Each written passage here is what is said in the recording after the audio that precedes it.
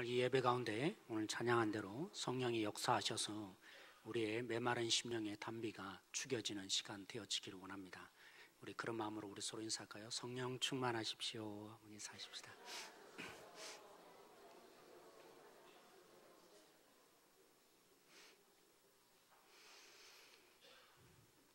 돈만 내면 어떤 형태의 논문이든지 심지어 논문의 형태를 갖추지 않았음에도 불구하고 발표해주는 여러분 학회, 사이비 학회 또 혹은 해적 학회라고 합니다. 이번에 이 사건이 논란이 되어서 밝혀졌는데 지난 5년간 500여 명의 교수가 이 사이비 학회를 다녀갔다 발표되었습니다. 여러분 안 놀라시네요. 제가 그럴 줄 알았습니다. 한번 계산해 보십시오. 5년 동안에 500명이니까 1년이면 몇 명입니까? 100명. 3일 중에 한 명꼴로, 그렇죠? 3일 만에 한 명씩 그렇게 이 사이비 학회에 가서 논문을 발표한 것도 아니고 그냥 제출, 교수인지 아닌지도 점검해 보지 않습니다. 돈만 내면 그렇게 이러한 부분들을 인정해주는 학회. 여러분, 이 사이비 학회 중에 하나인 터키에 있는 와셋의 베니스 학술 대회를 기자가 조사를 해본 것이죠. 그러니까 한국에 있는 교수들이 세계에서 5번째로 많은 인원이 참가했다. 물론 다른 학회도 있었겠죠. 그런 일이 밝혀졌습니다. 그리고 개인별로 조사를 해보니까 2위부터 5위까지 제일 많이 참석한 사람, 한 해에 여러 번 참석한 횟수를 조사해 보니까 2위부터 5위까지 누구였더라고요? 한국 교수였다라는 것입니다. 그리고 더 놀라운 사실은 우리나라의 최고 명문 대학이 어디입니까? 네, 그 대학, S대학의 교수들이 월등히 많았다라는 사실이 밝혀졌습니다. 여러분들이 막 웅성웅성하시면 어떻게 그럴 수 있냐? 맞습니다. 연구 실적을 부풀려서 수단과 방법을 가리지 않는 것 비난받아 마땅할 수도 있습니다. 근데 한편으로는 유혹의 이 학회들에 대해서 얘기를 해주는데 재밌는, 좋은, 여기에 오시면 좋습니다. 모르고 이렇게 등록하는 경우가 종종 있다고 합니다. 그리고 사랑하는 성도 여러분, 우리가 살아가는 세상이 어떤 세상입니까? 이해하고 보면 이미 로마서 1장에 말한 것처럼 약육강식의 동물의 왕국이 되었다고 했습니다. 죄가 지배하는 이 땅은 그냥 약자를 보호하고 약자와 함께 연합하는 세상이 아니라 누가 살아남습니까? 강한 자만 살아남는, 약한 자는 살아남을 수 없는 동물의 왕국이 된 세상. 그래서 어쩌면 도태되는 세상 속에서, 약하면 안 되는 세상 속에서 자신을 부각시켜야 했던 것은 아닐까요? 여러분, 스승의 그림자도 밟지 않는 시대는 이제 더 이상 존재하지 않습니다. 심지어는 스승도 평가하고, 그렇죠? 스승의 이 실제로도 바른 세상. 그래서 오늘날 칭찬과 격려와 인정은 거의 볼 수가 없습니다. 주로 하는 얘기가 뭡니까? 비난의 목소리입니다. 칭찬을 거의 받지 못하고 인정받지 못하는. 그래서 우리는 끊임없는 이 목마름이 있습니다. 어떤 목마름이요? 인정받고 싶고 사랑받고 싶은 목마름이 우리 모두에게는 날로 커져가는 세상입니다. 이런 세상에 남과 똑같아서는 안 되는 것이 있죠. 평범해서는 안 되는 것이 있죠. 적어도 2-3발 앞서가야 하는데 그냥 똑같은 위치에서는 경쟁이 안 될 수도 있는 것이죠. 그 압박감을 이기지 못하여서 그럴 수도 있는 거 아니겠습니까? 그렇다면 교회의 상황은 어떻습니까? 여러분, 오늘 이 본문 이후에 본격적인 교회가 박해를 받기 시작합니다. 부흥되고 5,000명, 3,000명의 이 죽게 돌아오는 역사만 있는 것이 아니라 오늘 본문이 지나고 나면 교회의 핍박이 날로 날로 세워지는 거 여러분이 보게 될 것입니다. 존경은 고사하고 고난과 미움을 받는데 치유의 능력자로 인정되면 목소리 듣지 않겠어요? 그런 목회자가, 치유의 능력 있는 목회자가 설교를 하면 사람들이 미움을 가지지 않고 저 사람은 좀 다르지 않을까 받아줄 수 있지 않을까요? 이왕이면 의사가 못 고치는 것, 기도해서 낫게 하는 목회자가 있다면 사람들이 교회로 더 많이 몰려들지 않을까요? 여기에 동의하십니까?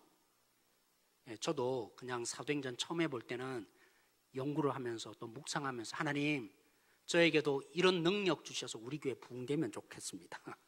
이런 마음이 저에게도 생기더라고요. 그런데 사랑하는 성도 여러분, 그런 면에서 보면 오늘 전혀 다른 행동을 보이는 베드로와 요한은 바보스럽습니다. 미련하기 그지없습니다. 왜요? 처음부터 태어날 때부터 걷지 못하는, 그죠?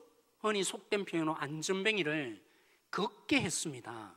걷는 정도가 아니라 어떻게 되었습니까? 뛰기도 하며 성전에 들어가서 큰 소리로 찬양했습니다. 그냥 조용히 찬양한 것이 아니라 모든 사람들이 놀라워할 정도로 하나님을 찬양하는 일이 벌어졌습니다. 그러니까 그를 알고 있는 군중들이 뭐라고 합니까? 야, 베드로와 요한이 낫게 했다.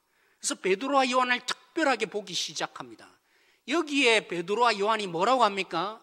너희들이 오해하지 말라고, 착각하지 말라고, 내가 기도를 열심히 했기 때문에, 내가 경건에 힘썼기 때문에, 하나님을 더 가까이 있기 때문에 이런 능력이 나타나는 줄 알면 안 된다고. 저에게 관심 기울이지 말라고, 나에게 집중하지 말라고. 너희들이 관심을 기울여야 할 것은 내가 아니라 예수님이어야 한다고 오늘 베드로와 요한이 말하고 있지 않습니까? 여러분, 이들은 어떻게 보면 시대적인 상황, 앞으로 핍박이 있게 될 텐데 기적의 능력으로 나타나면 사람들의 미움도 그들에게는 달라질 수 있는 이 시대적인 상황, 그리고 사람들의 본성적인 생각, 인정받고 싶고 칭찬받고 싶어하는 이 사람들의 본성을 이 사도들은 헤아리지 못한 것일까요? 흔히 심리학자들이 얘기하기를 너무나 사랑받지 못하는 사람일수록, 상처가 많은 사람일수록 인정받는 데 목말라 있다고, 칭찬받는 데 목말라 있다고. 맞죠? 너무나 인정받지 못하고 격려받지 못하니까 자기의 자아상이 왜곡되기 시작합니다. 난 그것밖에 안 돼. 그러니까 자꾸만 목말라지는 거죠. 누군가 날 좀 칭찬해주고 알아봐줬으면 좋겠고 집중해줬으면 좋겠는 그런 마음이 당연히 생기죠. 근데 왜 이 사도들은 오늘 우리들을 집중하지 말라 그렇게 말한 것입니까? 이 사도들은 자존감이 너무나 높고 사랑을 많이 받아서 그렇게 말할 수 있었던 것입니까? 오늘 요한과 그리고 베드로가 처음 어떻게 고쳤습니까? 내 능력이 아니라 내 안에 있는 예수의 이름으로 일어나 걸어라, 그렇게만 말한 것이 아니라 오늘 그의 이 마음속에 누가 계셨던 것입니까? 그들이 소유하였던 예수님, 도대체 이 예수님이 어떤 예수님이기에 이들은 자신들에게 집중하지 말라고, 우리를 높이지 말라고, 오직 그들은 도대체 그 예수님이 이 사도들 속에 어떤 역사함이 있었길래 이 사도들은 우리를 집중해서는 안 된다고, 오직 예수님만, 우리 교회 그죠? 비전 중에 첫 번째 주님만으로 만족합니다. 왜 이들 사도들에게는 도대체 어떤 예수님이 역사하셨길래 정말 그들 속에서는 예수님만 얘기하는 자로, 예수님만 증거하는 자로 서 있을 수 있었던 것입니까? 그렇습니다. 오늘 이 사도들이 전한 내용을 보면 어떤 예수님이었습니까? 그들은 예수님을 종으로 알고 있었고, 그 종이신 예수님, 종으로 이 땅에 오신 예수님을 그들이 믿고 그 종이신 예수님의 역사심이 그들을 바꾸어 놓은 것이죠. 여러분, 예수님이 종이란 말은 13절에 나타나는데 그의 종, 그가 누굽니까? 하나님의 종으로 예수님이 이 땅에 오셨다고. 이 종이라는 말은 우리가 흔히 생각하는 종의 개념이 아닙니다. 아, 예수님이 하나님이심에도 불구하고 낮아질 대로 낮아지셔서 그렇게 겸손하였구나, 그래서 종인가? 아닙니다. 그 얘기가 결코 아닙니다. 오늘 여기서 말하는 종이 뭡니까? 오늘 우리로 말하면 대사라는 말입니다. 무슨 말이라고요? 대사. 대사가 뭡니까? 그 국가를 대표해서 어느 지역에 보냅니다. 그러면 그는, 그 대사는 어느 나라의 영향을 받습니까? 그 간 곳의 영향을 받습니까? 보낸 국가의, 자기 조국의 영향을 받습니까? 어느 나라의 법에 적용을 받습니까? 자기를 보낸 조국의 역량과 법의 법칙을 적용합니다. 그리고 그 대사는 자기 말을 해야 합니까? 자기를 보낸 국가의 뜻을 나타내야 합니까? 자기 뜻을 행하면 안 되죠. 그러면 대사가 아닌 것이죠. 오늘 예수님도 마찬가지입니다. 하나님의 종, 하나님의 대사인 예수님이 이 땅에 오셔서 왜 고난당하고 죽임을 당했습니까?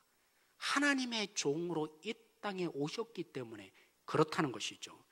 이걸 베드로는 13절 하반절에서 15절 상반절까지 이 얘기를 듣고 있는 그들과 연관시킵니다. 어떻게 말입니까? 빌라도가 재판을 하는 과정 속에 예수가 죄가 없는 줄 뻔히 아는데도 그래도 놓아주려고 하는데 너희들이 어떻게 취급했냐? 절대로 놓아주지 않는다. 놓아줘서는 안 된다고 반대를 했고 결국엔 너희들이 살인자를 그죠?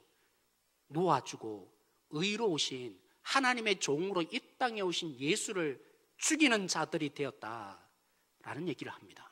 그리고 무슨 얘기가 마침표입니까? 만약 그들이 악함 때문이었다면 예수님은 결코 이렇게 십자가에 죽지 않았을 거라고. 그들의 악함 때문이었다면 예수님은 십자가에 죽을 필요가 없었었다. 뭐 때문에 예수님 죽으신 것입니까? 하나님의 종으로 하나님이 보내시는 대사의 역할을 감당해야 되기 때문에 하나님의 뜻대로 죽은 것이다. 그렇죠, 사랑하는 성도 여러분.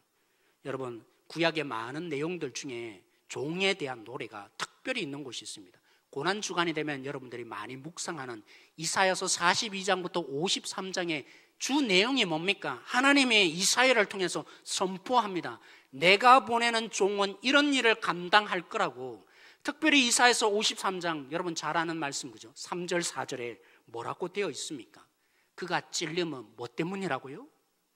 우리의 허물 때문이라고요. 그가 상함은 뭐 때문이라고요? 우리의 죄악 때문이라고. 아, 그렇군요. 예수님을 하나님의 종으로 이 땅에 왜 보내셨습니까? 하나님의 뜻, 그 하나님의 뜻이 뭡니까? 우리가 죄 때문에 하나님의 진노를 받고 죽어야 되는데 예수님이 종으로 죽으라고, 우리 대신 죽으라, 고난당하라, 이게 하나님의 뜻이었기에 예수님이 그 하나님의 뜻에 순종함으로 찔림을 당하고 채찍에 맞아서 우리가 용서받는 이 놀라운 역사가 일어난 것입니다. 예수님이 하나님의 대사로 그 일을 감당하셨기 때문에 우리 대신에 억울하게 죽는 그 자리 가셨던 것입니다. 그러기에 하나님의 종의 역할을 예수님이 잘 감당하심으로 끝까지 충성함으로 우리가 하나님의 생명을 얻게 되는 것, 이게 누구의 뜻이라고요? 하나님의 뜻이었던 것이죠. 그런 하나님의 뜻을 우리 속에 실제가 되게 하려고 예수님을 십자가에 죽은 것으로 끝내지 않으시고 다시 부활시켰다. 이게 오늘 베드로의 설명이었던 것이죠. 그렇군요.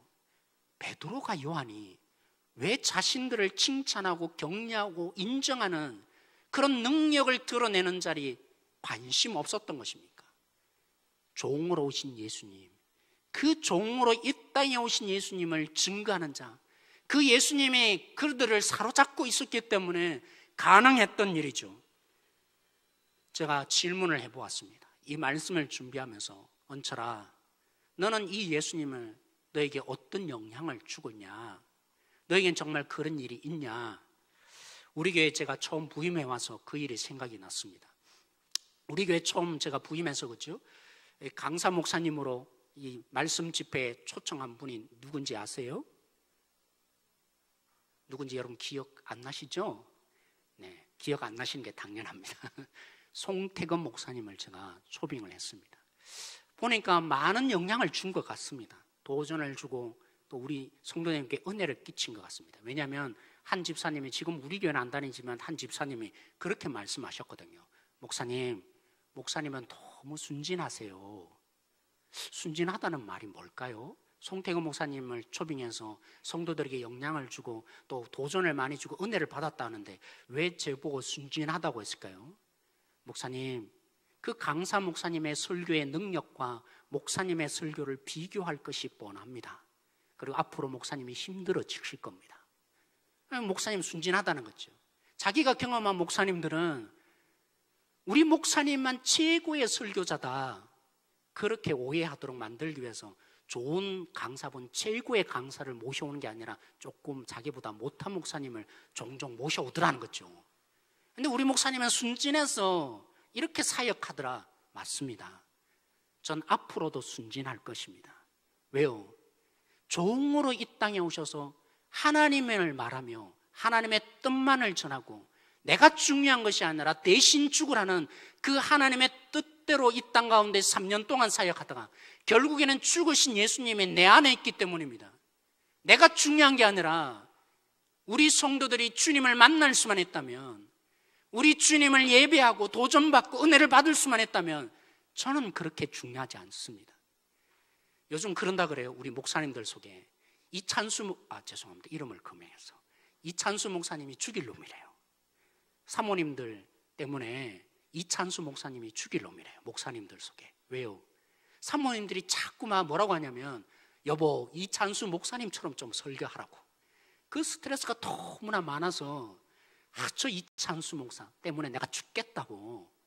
사랑하는 성도 여러분, 하나님의 뜻을 드러내며 하나님의 목소리를 내며 하나님을 만나기만 할 수 있다면, 그 예수님이 이 땅에 오셔서 그 일을 성취하셨다면, 그분을 내가 믿고 있다면, 그래요, 예수님만 볼 수 있게 만들 수 있다면, 그죠? 이찬수 목사님처럼 되라. 제가 스트레스 받을까요? 받을 수 없는 것이죠.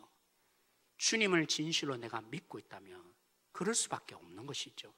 사랑하는 성도 여러분, 저는 성향상 억울하면 좀 기분이 조금 안 좋은 게 아니라 어떤 때는 잠을 못 잘 때가 있습니다. 그리고 반드시 이게 옳은 거다 증명하고 싶은 성향이 제 속에 있습니다. 그런데 예수님을 이 땅에 종으로 보내서 죽기만 한 것이 아니라 그들의 악함, 왜 종으로 오셨는지를 깨닫지 못하는 그들 속에 부활시켜서 구원자로 만드신 이 하나님을 내 속에도 살아계신다면 어떻게 묵상이 되겠습니까? 예전에 저는 그랬죠. 틀렸다고, 잘못 알고 있다고, 이게 옳은 거라고 오해하지 말라고 증명하는데 제가 많은 신경을 썼다면 이제 그럴 수 없습니다. 그렇구나, 악함도 십자가의 구원의 능력을 일으키는 것으로 하나님이 사용하셨다면, 종으로 보내서 결국에는 하나님의 구원을 완성하는 그 일을 하나님이 이루셨다면, 하나님이 동일하게 내 속에도 어떻게 역사할까요?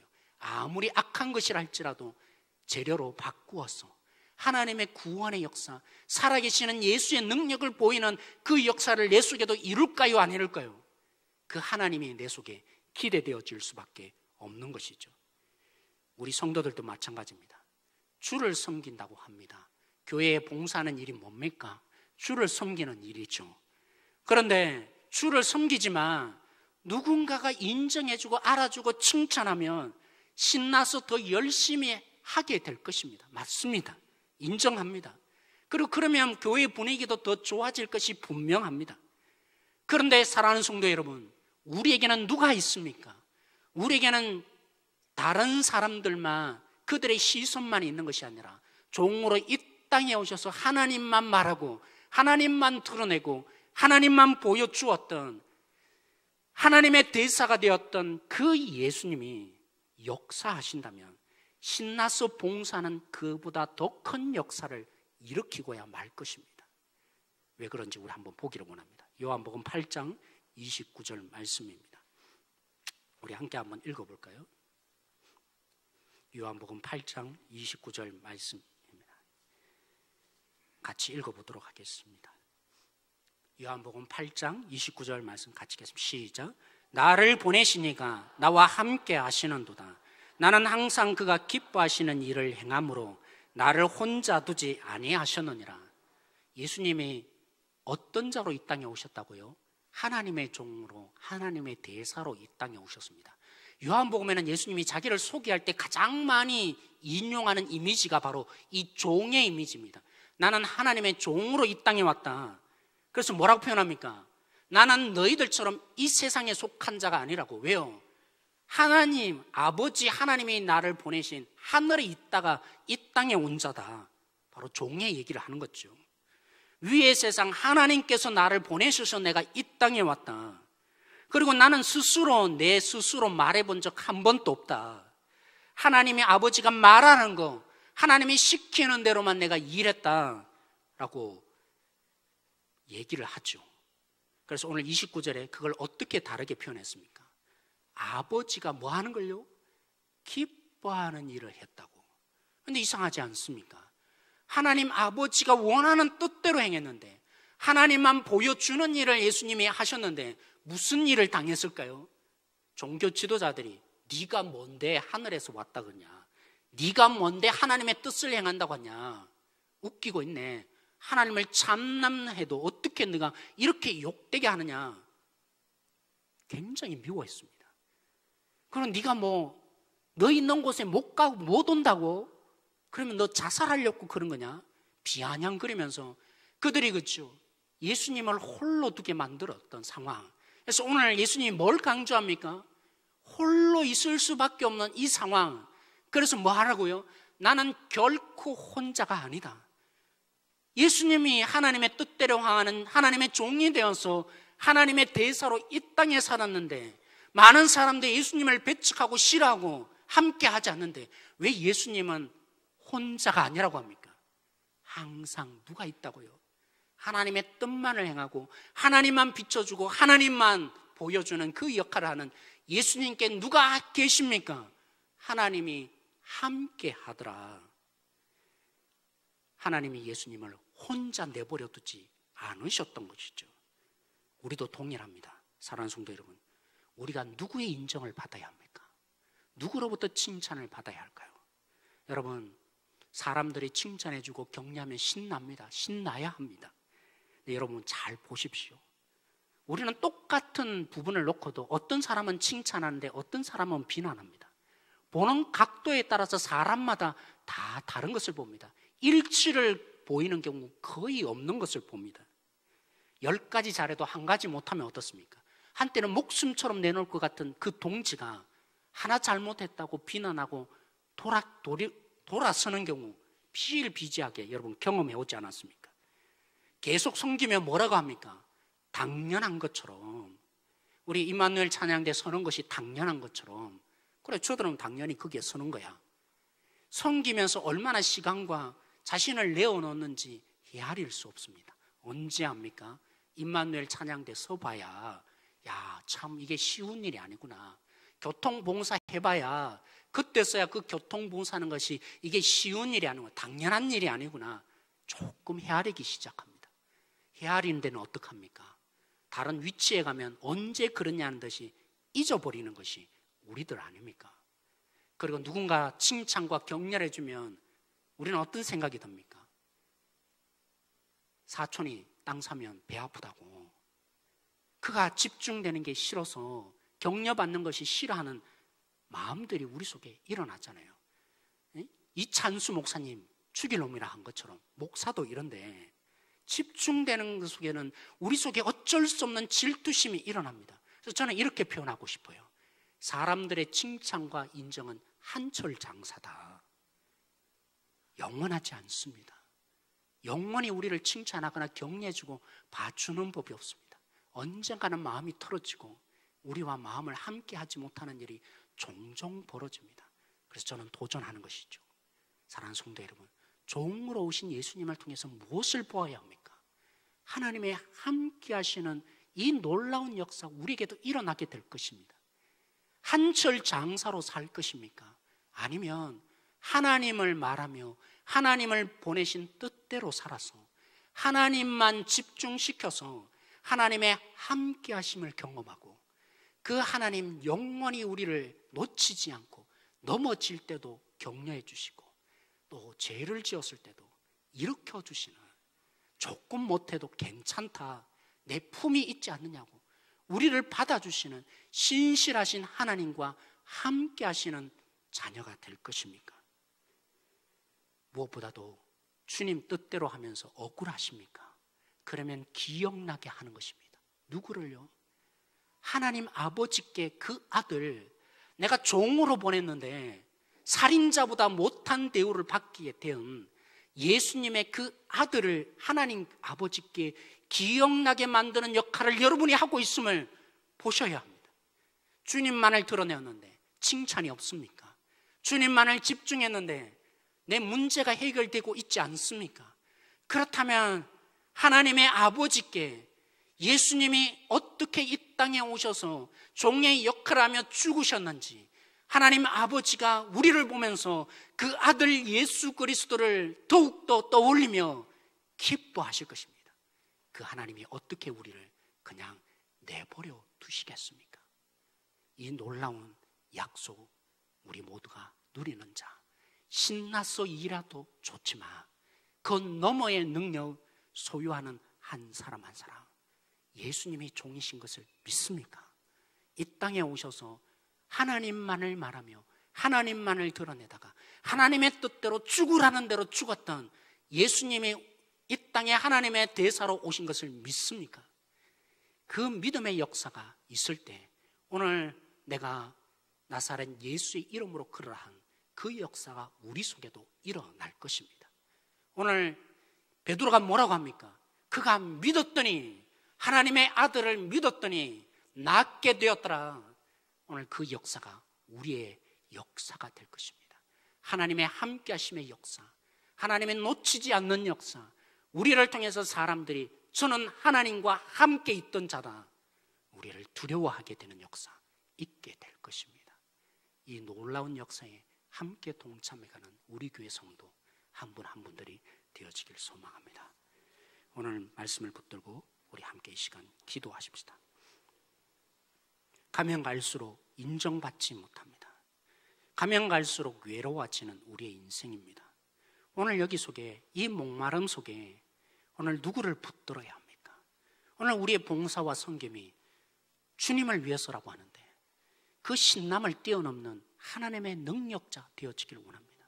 하나님, 주님을 말하고 나를 통해서 이 땅의 사람들이 주님을 보게 하여 주십시오.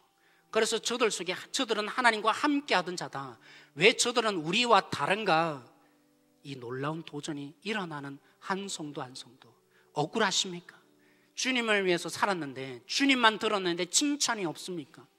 그렇다면 여러분을 통해서 하나님 아버지께 예수 그리스도를 기억나게 만드는 이 놀라운 능력의 자리 주신 줄 알고 기뻐하는 한 사람 한 사람, 그 고백으로 이 시간 주 앞에 기도함으로 나가길 원합니다. 같이 기도하시겠습니다.